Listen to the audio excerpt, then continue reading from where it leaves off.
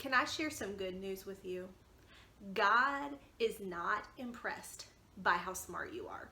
Okay, on the surface, that might not sound like the best of news, but I'm pretty confident that I am not the only person right now who has more questions than answers. I mean, if you look at the world around us, the disease, the poverty, the racism, the violence, and then I look at the disappointments and the struggles that I'm facing myself, and I come before God and I wonder, what is going on? And what can I do? And what are the answers?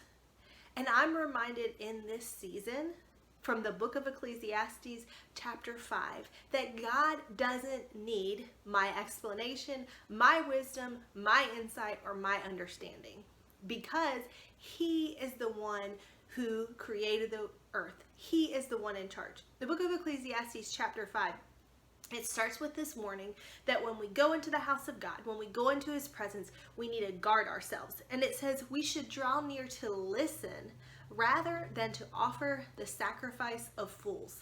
Those are strong words from this words of Solomon. Because if we go into God's presence without listening and without remembering who He is, we're just foolish.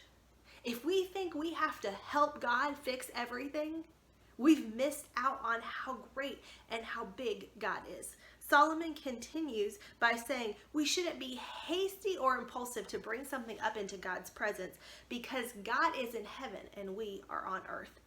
And I don't know about you, but I needed that reminder this week. God is in heaven. God is outside and above all of these things. And when I get my eyes fixed on everything that's happening, I am overwhelmed and frustrated and confused. But I have to remember, God is working a greater purpose. If you read through the book of Ecclesiastes, all throughout there, Solomon looks at things in life and he says, life is meaningless. What is going on? But if you read the whole book, you also notice that he has one huge thesis. As long as we are only looking at what's happening under the sun, the things on this earth, life is meaningless. But when we look at it from God's perspective, it changes and we see the eternal purpose. And you know, over these past few weeks, I've struggled with knowing how to think about things and what to say. And God just has settled my soul in the fact that, yes, you can come into my presence. You can pour out your heart to me. You can be upset. You can ask questions. You can ask for healing. You can do all of these things. But remember, I am the one who is in control, and I'm the one with the solutions, and that's God's responsibility, not mine. A few weeks ago, I read through the book of Job, and Job is not one of the books of the Bible I'm most naturally drawn to because it's a lot of talking. And basically Job loses everything. And then he has these friends and they come supposedly to comfort him. And for 7 days and 7 nights, they do. They just sit in his presence and they say nothing and they weep with him and comfort him. But then the words begin.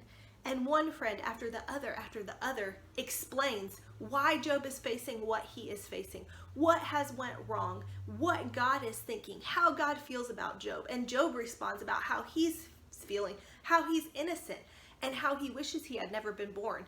And they go back and forth, and then finally, God speaks. After all this explanation about what God is thinking and what God is doing, God comes on the scene and he speaks for himself. And this is in Job chapter 38.